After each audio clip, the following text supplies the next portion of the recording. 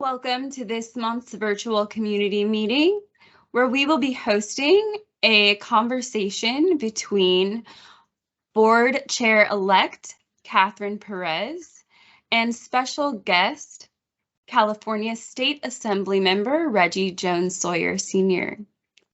Before we begin, I would like to cover a few housekeeping items. Please mute your audio and turn off your video as these sessions are recorded. To center the speaker, right-click their image and select Pin. If you have a question you would like addressed during the Q&A portion, please click the speech bubble icon and type your question there.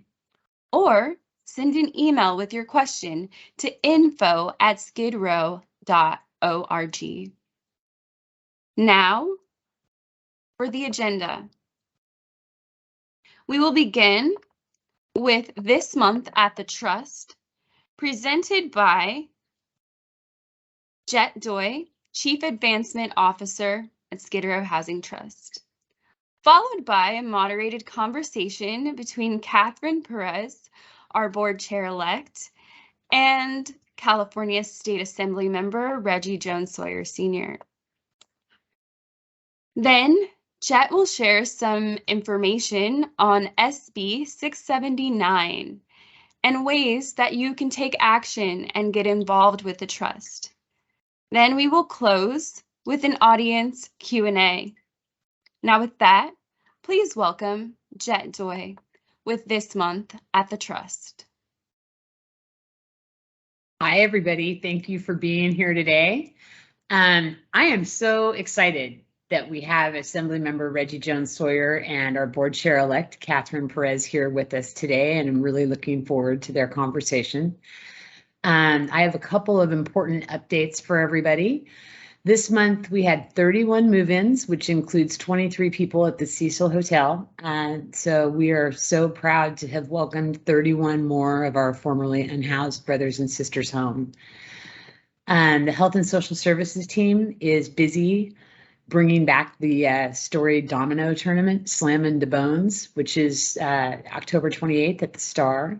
And Anthony Haynes is doing an unbelievably great job chairing that committee and building enthusiasm throughout all of our teams and residents. We had a big gala last week. We celebrated the openings of SP7, San Pedro House in the Edward, along with our residents and the teams who serve them. It was a fun night and exciting to celebrate everybody's hard work throughout the year. And then we also received some awards at the 40th Annual Downtown Breakfast Club Roses and Lemon Awards ceremony. They honored us and many other providers with Rose Above Awards for continuing to serve downtown Los Angeles throughout the pandemic. We received nominations for the Best Affordable Housing Project for 649 Lofts, SP7, and Floor 401 Lofts, and Floor 401 took home the grand prize in the category. And so with that, if you have questions for the assembly member or for Katherine, please put them in the chat. I'll advance them at the end of their conversation, and I will turn it over to Katherine. Thank you so much, Jet. I really appreciate you sharing with everyone just kind of the amazing work that the Trust does, and certainly the recognition that we have earned. And certainly to me, it's exciting time. And I would love to take this opportunity to just introduce myself as the incoming chair at Skid Row Housing Trust. It's, for me, such an honor to be able to work with amazing people on an incredible mission that we have. And we're such an important and critical partners in addressing the issue of homelessness in Los Angeles. So thank you to the entire Skid Row Housing Trust family and to all of those supporters and advocates of the trust. So with that, let me introduce Assemblymember Reggie Jones Sawyer. He represents the 59th Assembly District, which includes communities of Exposition Park, South Los Angeles, Walnut Park, and Florence Firestone. Jones Sawyer also serves on as the chair of the Assembly's Public Safety Committee where he has worked on judicial, police, and social reforms. Assemblymember Joan Sawyer is a fierce proponent of second chances and fairness within the law. He is the champion of minority, social justice, and civil rights causes, and is the author of groundbreaking legislation ending discrimination in housing, providing mental health grants and supportive services to schools, while also expanding opportunities and growth to small and startup businesses. Welcome, Assembly Member. Good to see you. Hi, can you hear me? We can hear you. We can see you too. Yes, it's a pleasure to be with you here today. As you probably know, or people may not know, the 59th Assembly District will be expanded.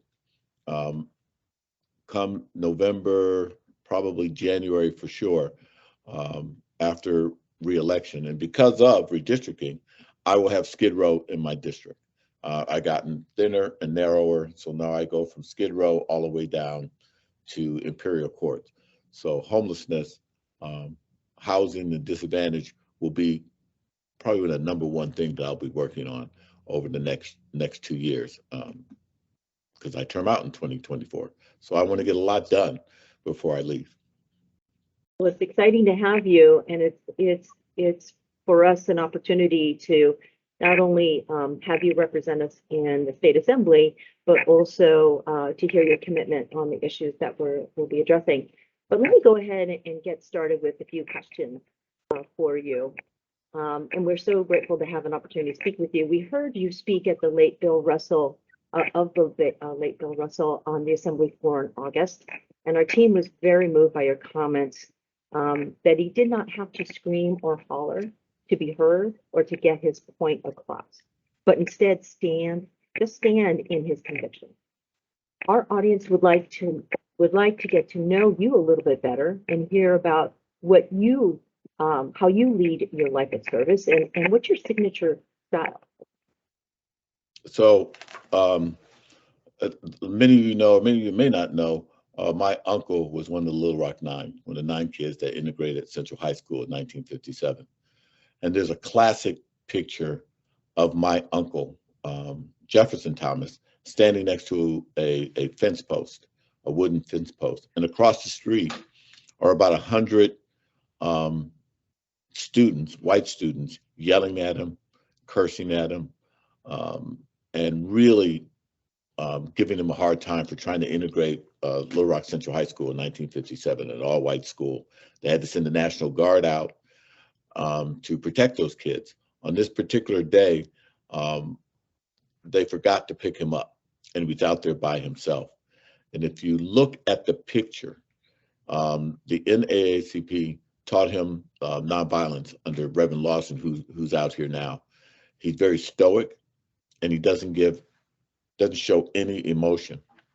And when I talked to him about that, he told me the story of my uncles and my grandfather forgetting to pick him up. And for about 3 hours, he was out there with those screaming kids, and they surrounded him.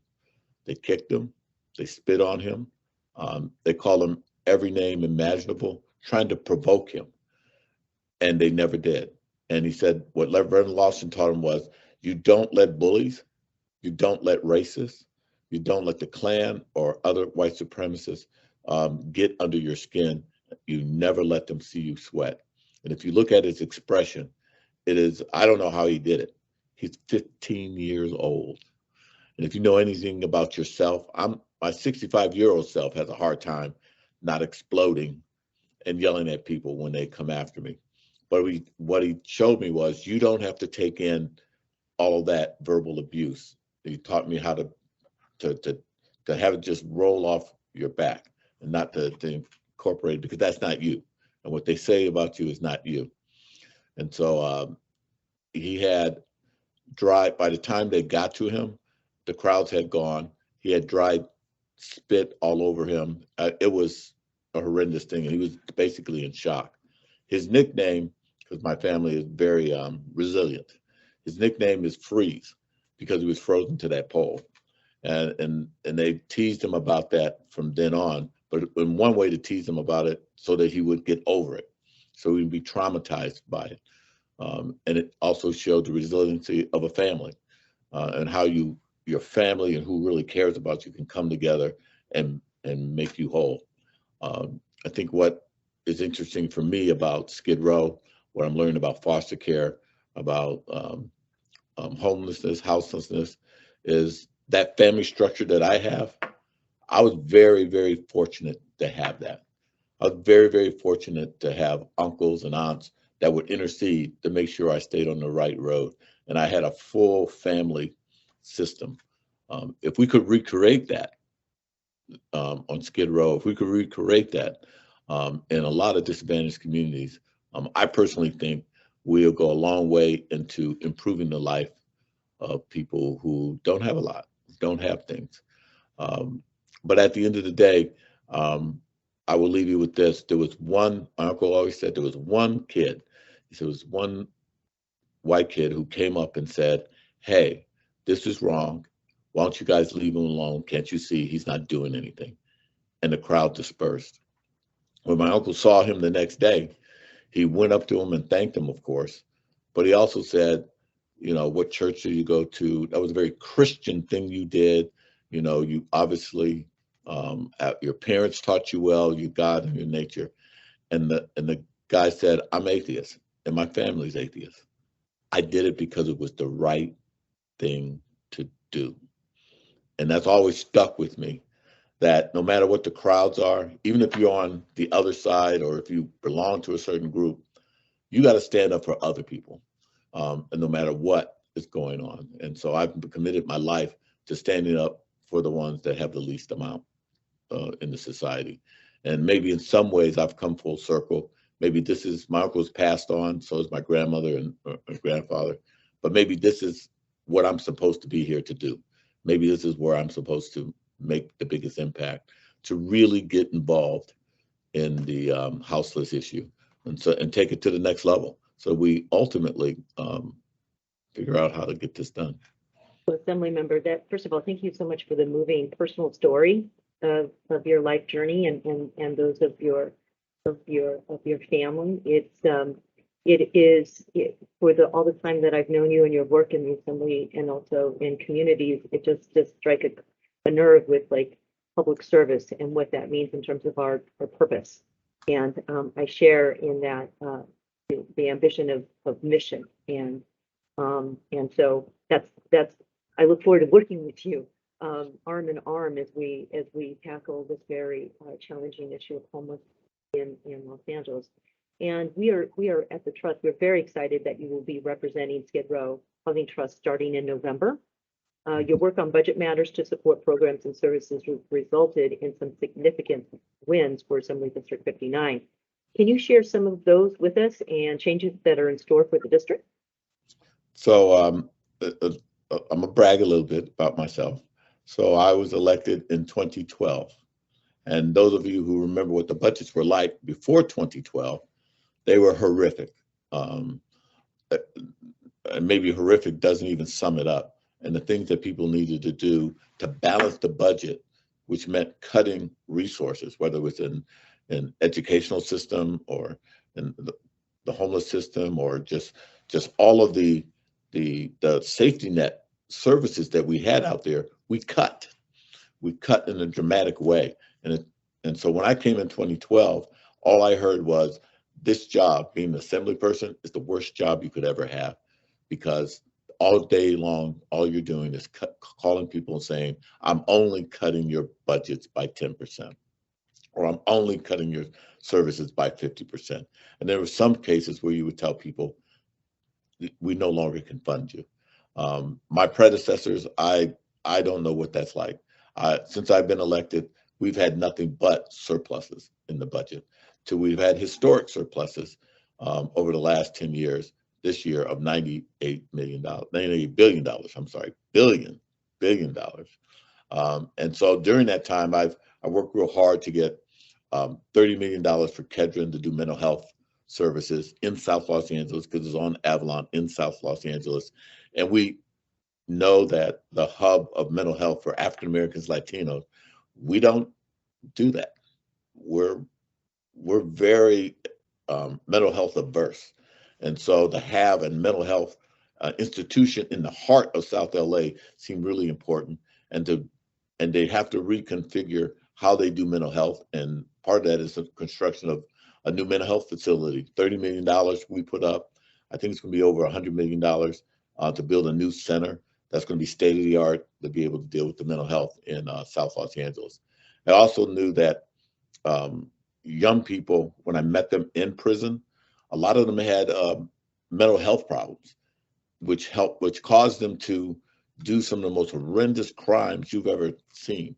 And there was no one there to deal with that. Once they got to prison and they started to learn how to deal with adversity and their mental health problems and realize what they did was really wrong, and we were able to rehabilitate them. So the number of people that are in jail right now went from 150,000 to now it's down to 90,000. 90% of what that is because we provided mental health, and people who do horrendous crimes are least likely to recommit them. And we have stats to show that when they get proper services, that will happen. And so I'm really happy that the $50 million that I got for diversion programs for mental health will help not only reduce the amount of people who end up in prison, but it will lower the number of vicious crimes in LA County. And then finally, I got $100 million really to teach law enforcement about de-escalation. That is not something that is learned overnight. We're working to redo how we deal with law enforcement. And so we really need to work hard on that. Again, we got another $100 million for mental health services and 10 million, let me correct that, 10 million for law enforcement, use of force and de-escalation.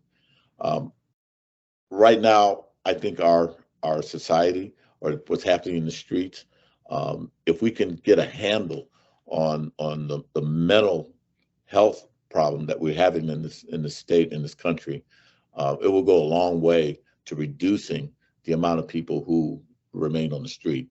And so, one, I need to learn more. And so understand that I'm a novice. I don't think I have all the answers, but I'm here to make sure we can hopefully get our arms around a lot of this and get this done. Because at the end of the day, from somebody on the outside looking in, I just feel like you just need someone who say, let's just move in a certain direction. This is what we're going to do.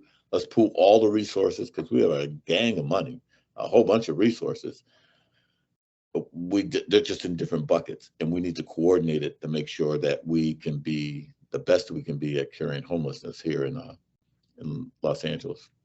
Well, Assembly Member, it's great to hear how you're such a strong champion for those issues, and we look forward to collaborating with you to address it, because we address those mental health, the crises that we're facing and we're experiencing. So it's great to hear you championing those issues. Being a woman-led organization and with many years in the business of developing affordable housing, we at Skid Row Housing Trust are interested to hear more about the Affordable Housing Supplier Diversity Act. That's a lot. And your thoughts on why it's so important to have affordable housing developed for underrepresented communities by underrepresented communities. And thank you for the question. And when I was an assistant deputy mayor for Mayor Richard J. Reardon, a rich white Republican mayor, I did the commercial real estate for the city. I did the rehabilitation of City Hall, $300 million project, the new police headquarters that's across the street from City Hall. I helped not only get the land, but they'd be able to build it there. All the neighborhood city halls I did. What bothered me was the lack of participation of people of color and women. The amount of money we spent to build all those projects, and the fact that we did not have we didn't have even what I would call quality representation of people of color and women, I thought was appalling.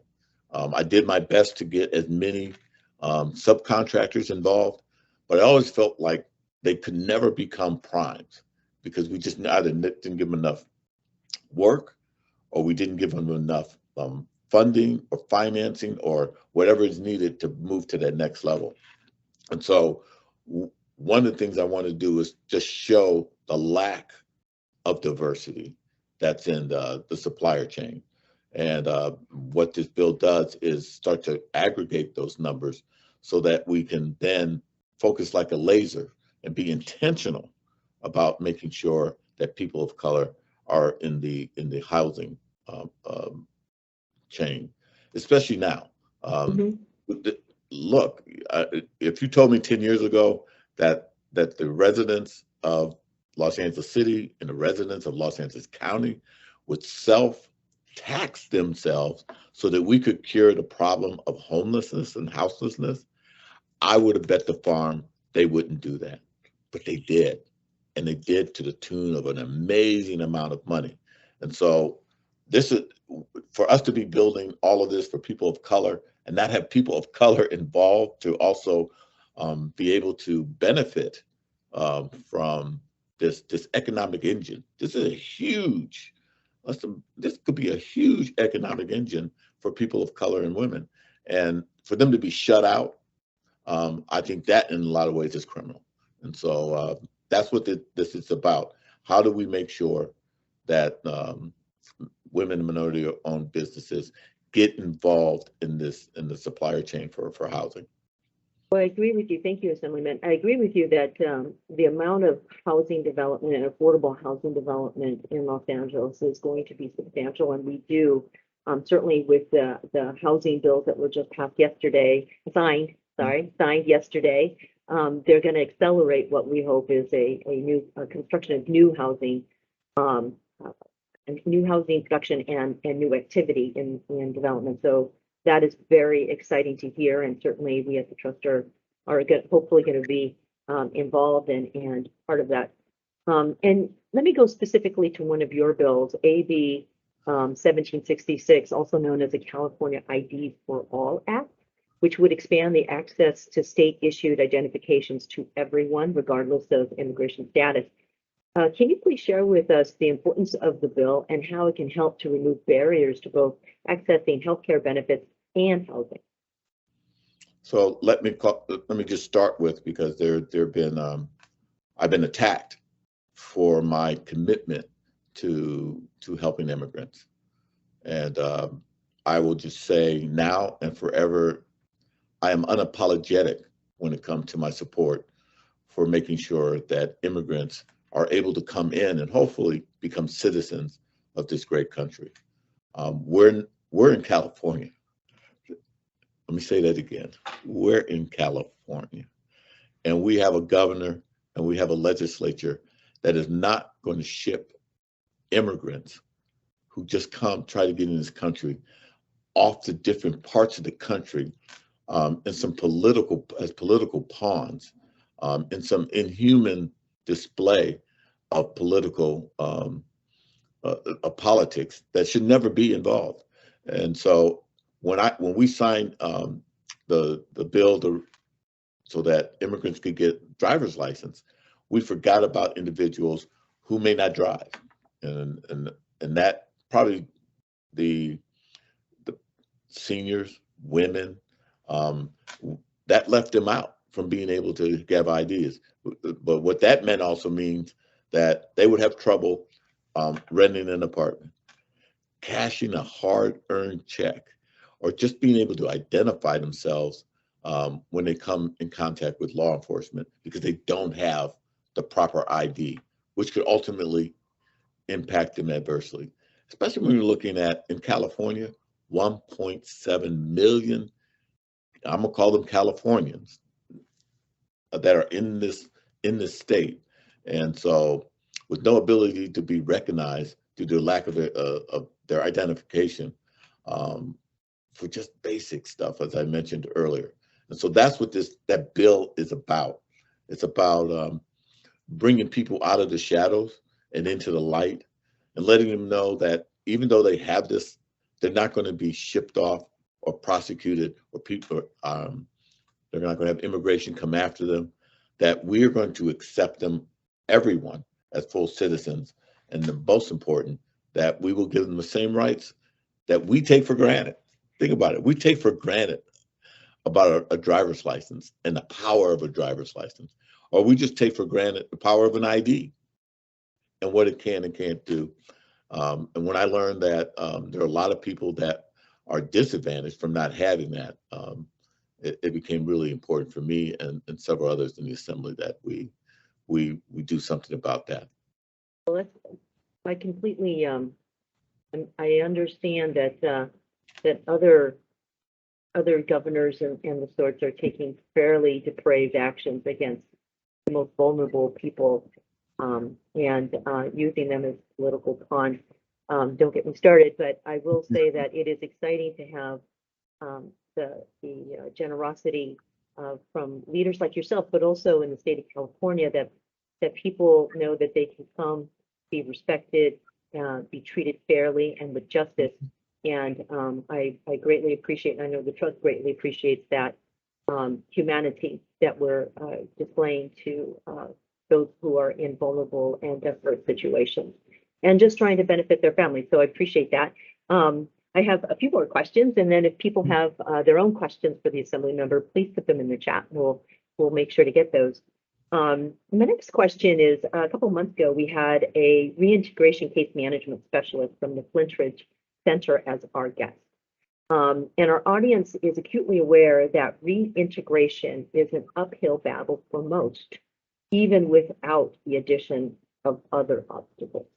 So can you talk to us about the Fair Chance Act to end housing discrimination and how it can help reduce recidivism? So one of the things that really kind of disturbed me in general as I got involved in criminal justice is that when individuals served their time, I'm going to say this 3 times, served their time, and paid their debt to society for the crimes that they've done, that when they get out, there weren't a whole lot of services. They had a hard time getting a job because there was always this box on a job application that said, were you formerly incarcerated? And what employers would do would get that, look at it, you check that box, they would just crumble up and then toss it in the trash can, which means then formerly incarcerated would end up going back to what put them in jail the first time, because they can't feed themselves or become breadwinners for their family, and they can't move on. And so we banned the box in state employment for that, so they could at least get jobs in state employment.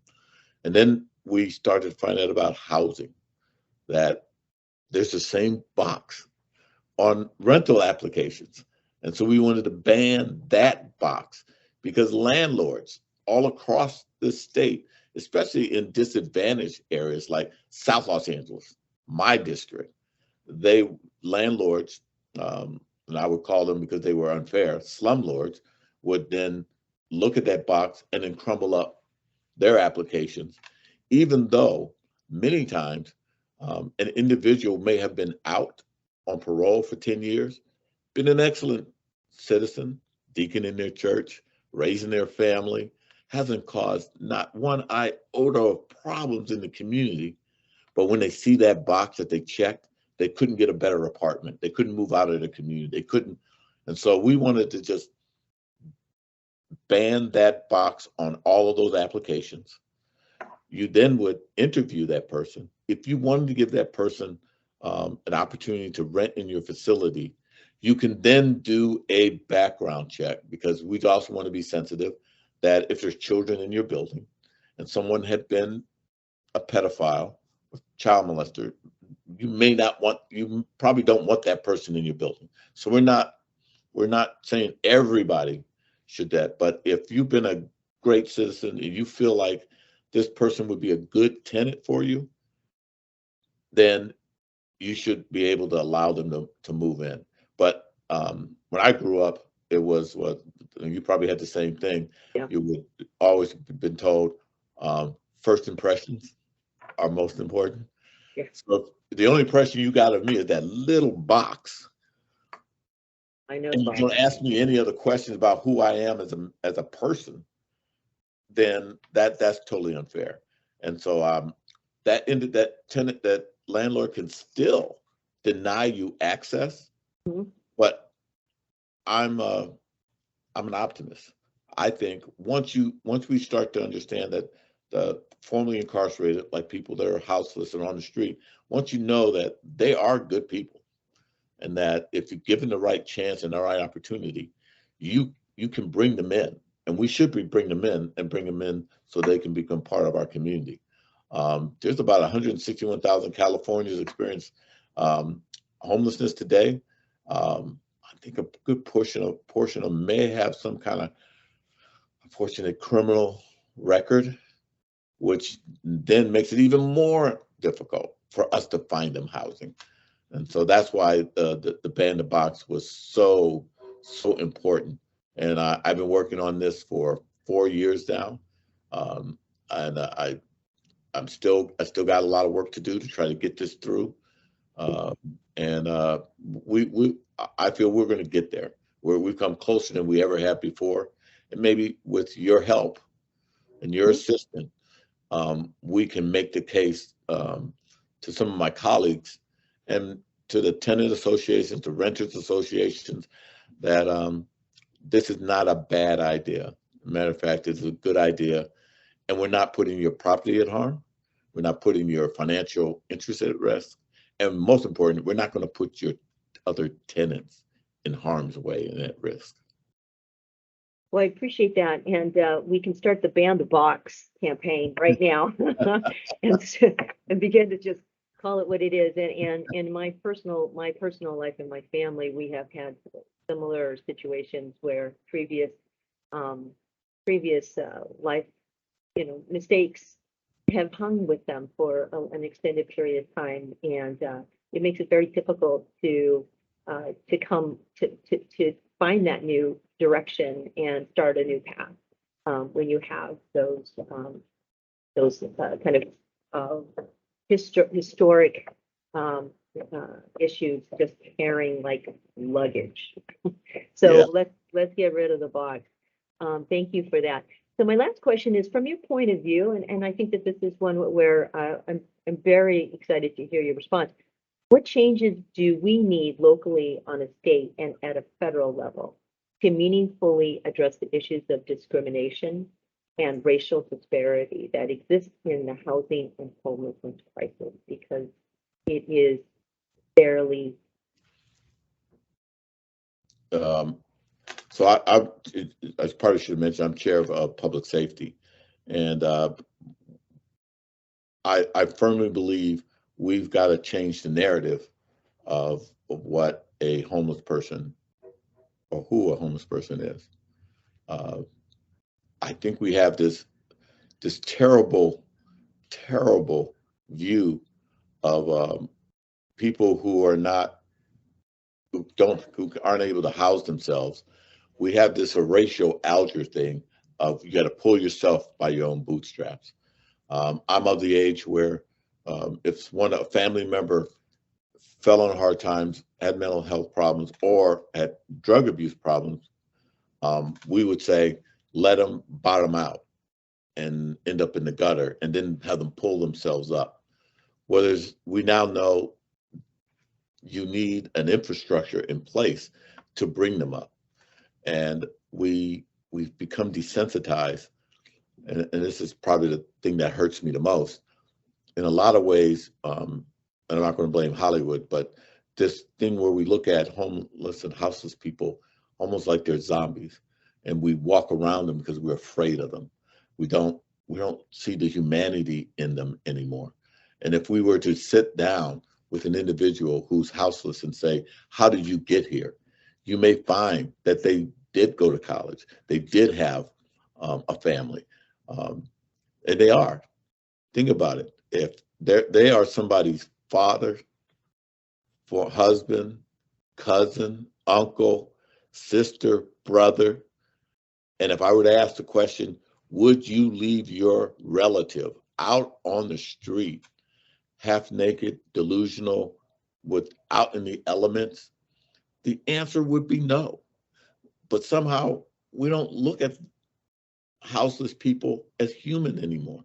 And I don't know if we got desensitized with with these movies, because sometimes they walk around because they're on drugs or they have mental health, like they're in like a zombie state, and we avoid them. We're afraid of them.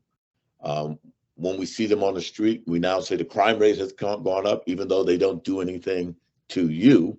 We now have people complaining about criminality when nothing happens, and so we've got to probably start all over again and say, individuals who are houseless, this is a state of emergency.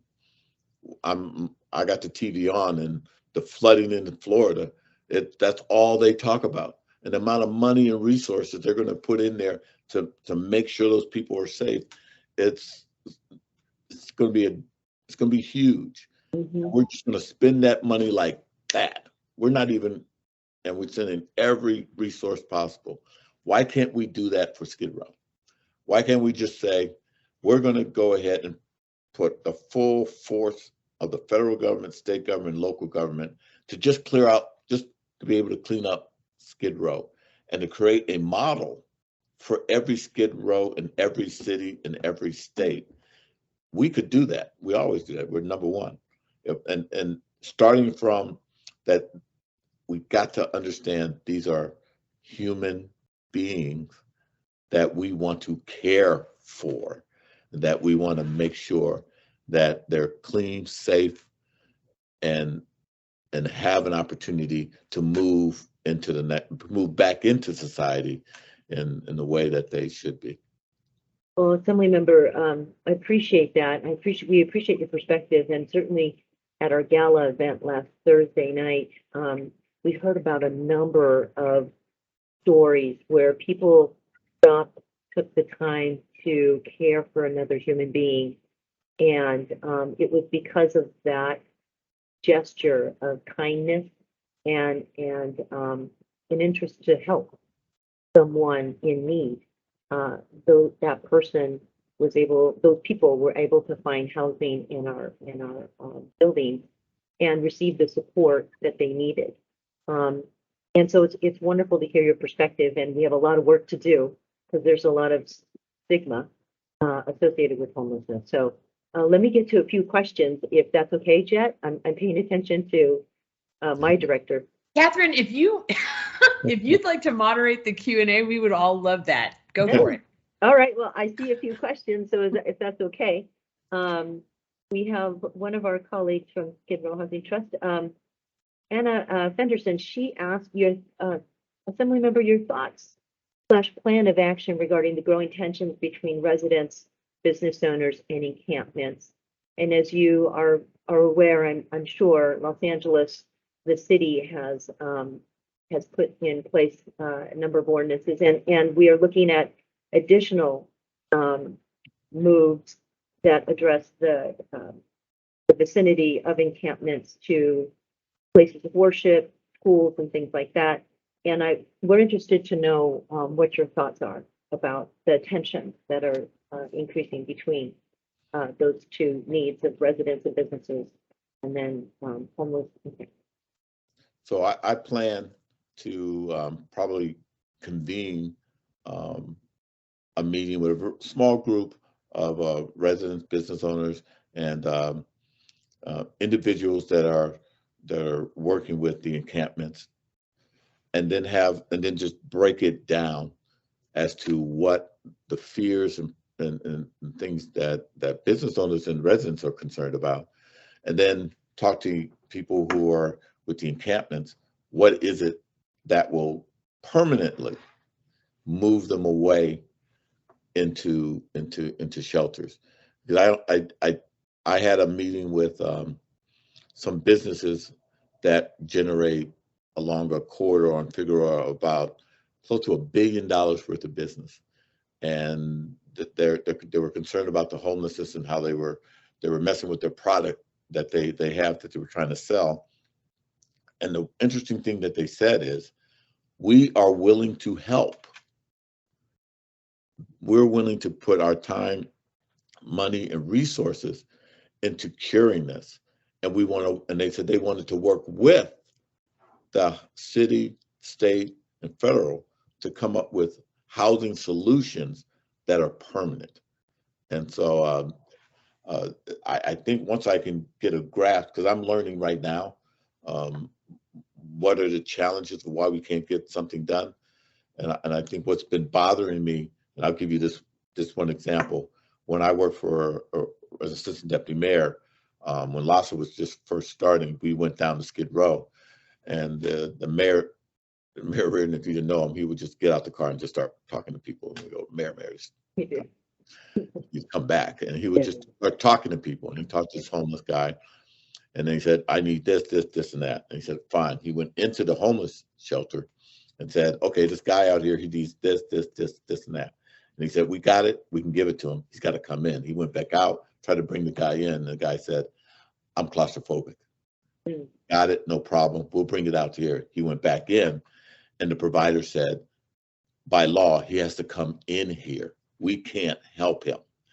And if you know anything about Mayor Reardon, he just blew his stop. He just nuts. I can only imagine.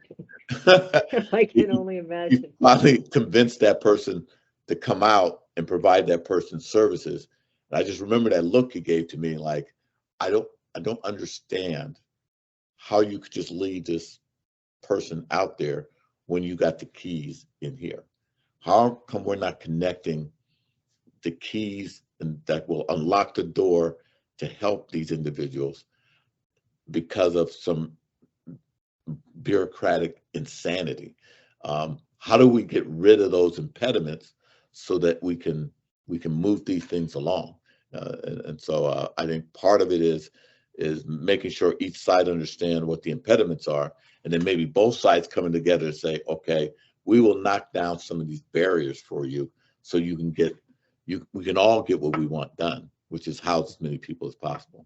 Well, Assemblymember, we welcome you at the table on this one, and we're happy to share with you all the obstacles that we experience on a regular basis and the challenges, because they are substantial. And you scratch your head and you say, you know, we need to cut through. We are beyond crisis, and we need to we're at solutions now, and we need to, we all need to come together to address this in a holistic way. And there are a lot of challenges, and certainly as me coming onto the board as the chair, it is, I have that same feeling that Mayor Reardon has, like, you've got to be kidding me. So welcome you to come and meet with our team, with our folks, and get that real experience. One of my colleagues on the board, Diane Balin, has a question. What advice would you give to individuals as the best way to support you and your district and the city of LA to make the changes? So I encourage you to give me advice. So one of the things you could do is call my office. My number is area code 213-744-2111. Again, that's 213-744-2111. Call my office, get our email address, get all of that, so that you can give us some ideas. All ideas are on the table. There's no such thing as a bad idea. What I found from being in the legislature for 10 years, and my colleagues get mad at me when I say this, is that the best ideas do not come from us. We're not these brilliant people that come up with great ideas. It comes from you, and it comes from the people on the street. And we have a tendency to try to steal the ideas and say it's ours, or we get mad and we don't do them because it's better than our idea. And so I like to start from the grassroots and move up instead of this top-down approach. That view is much different. And I always tell people, if you really want to understand a problem, I want you to go to the top of a building and then look down at the problem and tell me, can you solve the problem in the street? And then go to the street and look up and see if you can solve the problem. Who has a better chance of solving the problem in the street? The person that's down in the street. And so I believe in bottom up. And the great thing about me being new, I don't have any preconceived notions. I got a few. But me too. I'm new to the chair. I don't. But like, hey. yes, I'm wide open to any idea or any advice that, especially people who've been in the trenches, can give. Mm-hmm. Well, Assemblymember, I appreciate that. I'm going to take the last two questions and then we probably should wrap up the question phase of our discussion. But all those businesses that said they'd be willing to help, get their card, get their names and numbers Yeah. and start that Rolodex, because we do need those local businesses and store Good. owners, you know, to be part of this, because it is going to take everyone pitching in. I think Catherine, it was, there's three open questions, I think. I And see. I think we probably have time to take them. But I agree Okay. we should, yeah. I'll go quickly. So for Monica Daniels, Monica, congratulations on the passing of AB 1803. Can you share with us why the passing of this bill was a big win in helping to eliminate income disparity when it comes to ensuring income status isn't a barrier to paying expungement fees? So it's one of those stupid rules that we want people who have fees or fines or paying alimony or child support. We want them to pay that. But a lot of times they end up in prison. And if you know how much you make in prison, it's not going to suffice to help pay off your debt, no matter what those fees are. And sometimes people, especially poor people, have these large fees and they're not paying them. I can take you right now and we can look at the rolls of the number of people who are not paying them, but those fees are keeping them from being able to do things in society, get a job or get credit or things of that nature. So it just became silly. Why are you know, somebody has $100 ticket that with all the fines and fees and everything else is now $5,000. They couldn't pay the $100 ticket. Why are they able to pay the $5,000 ticket? Or you're in jail for 10 years and then you come out and someone says you owe back alimony of $102,000. It's just impossible. And so we were setting people up for failure. That's why we were setting people up so that the income disparity would get bigger. And guess what they would have to do? Probably go back to that life that they had before to try to get back on top. And so that's why it's so big, because it was another barrier that kept people from being able to matriculate through society. Well, I appreciate that. And it doesn't mean that you're not responsible for your debt, but it just means the debt's not going to stop you from moving forward. And I think that is an important message. Mia Jackson has a question here, first a comment. On top of the stigma in the community and among neighbors, it also seems that law enforcement has become desensitized to issues. So it's like I'm going to cough. Oh, okay. I'm so sorry. Take your time. Over a cold. I apologize. Anyway, it also seems that law enforcement has become desensitized to the issues on Skid Row, and it shows through in the lack or delay in response. How do you begin to address that, do you think? So law enforcement is probably going to get angry with me. So I have an issue with law enforcement, and I'm gonna call it what I call it passive policing or lazy law enforcement, where because of Prop 47, 57, and other laws where stealing property does not rise to a level where you incarcerate someone for 10 years. You got to remember, there was a time where in our society, if you stole cattle, you would get hung. And at the end of the day, it's property. You stole someone's horse, you would get hung. It's property. It did not rise to that level that stealing property rises to a level where you would ruin someone's life. You should pay for it, stealing that horse, stealing that cattle. But the ultimate capital punishment should not have been rendered. I think a lot of law enforcement still believes that hanging people, which is creating felonies, is the only way to reduce crime. And so now they're like, look, if you don't care about this, which we do, there are laws on the books that says if you do a petty crime, you should go here and take care of it. And if there's crime on the street, like in Skid Row, you just don't say, we're just going to let them kill themselves, or we're just going to let them harm themselves. We're not going to get involved. They're probably needed more so now on Skid Row to maintain some kind of order than anywhere else. But I think because the way they want to deal with it, that they can't do it the way they want to do it. That not that they're desensitized, is that I don't think this is working, and so I don't want to get involved.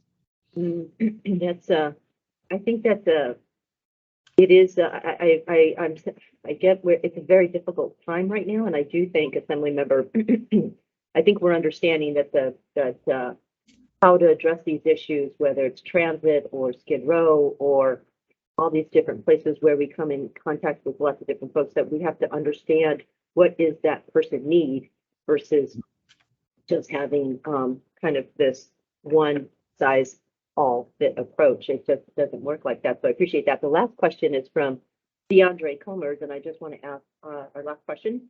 Thank you for this. The work you're doing is amazing and especially inspiring as a Black male from South LA fighting the same fight. It's also refreshing to hear your priorities are aligned with Skid Row Housing Trust mission.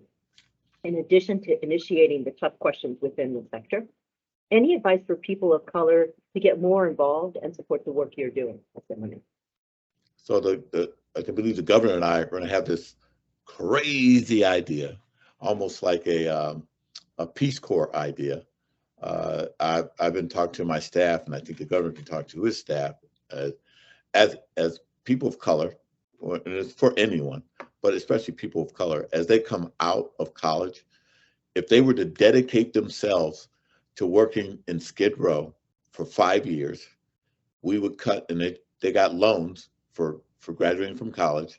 We would reduce that amount by 20% each year for 5 years, and then they would dedicate themselves to Skid Row. Now we built a group of individuals that have compassion and understand what people are going through on Skid Row from a cultural aspect. But hopefully we're also creating a group of people who have compassion, like in the Peace Corps back in the day. People are going all over the world trying to save the world and making it better, digging ditches, building wells, bringing medical supplies.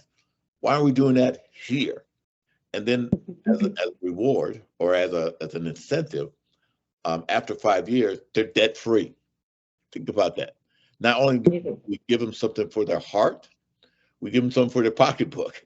And it's a win-win for everyone, especially if I think it's something we can do if they come out at a UC or CSU level. We could do that. Well, I think that's a fully inspired note to end on. And I just want to say that it is exciting to hear the creativity and innovation. Let's go ahead and bring all the best opportunities to people to explore how they can help and be directly supportive of efforts, as Dre was mentioning. So thank you for that, Assemblymember. And I appreciate very much your candor, sharing your personal stories, and also the ambitions you have in representing Skid Row Housing Trust and also the issues that we're facing. Thank you. You're welcome. Thank you for inviting me. Thank you for being here with us today. It was wonderful to have you. And we really enjoyed getting to know, you and your team over the last year, and can't wait to start working with you. Great. Okay. Well, so with that, I have a couple of asks of the audience, which is how we usually wrap this up. And I think Monica is pulling up the slides now. But for all of you who don't know, I was going to ask you to click to email and click to tweet to ask the governor to sign SB 679, but he did yesterday, so you don't need to do that.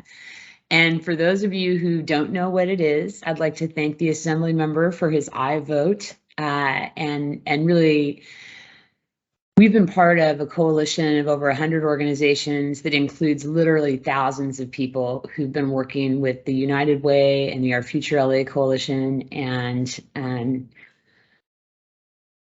Senator Kamlager, who is the sponsor of the bill, to create a new county-wide regional approach to preventing homelessness and accelerating the production of affordable housing and preserving existable affordable housing. And we could not be any more thrilled that it passed both sides of the legislature, and the governor signed it as part of a package of 38 housing bills yesterday. So that's our big news, and we're not going to ask you to advocate for anything. You can click the link on the screen always to donate and make a financial gift to the trust.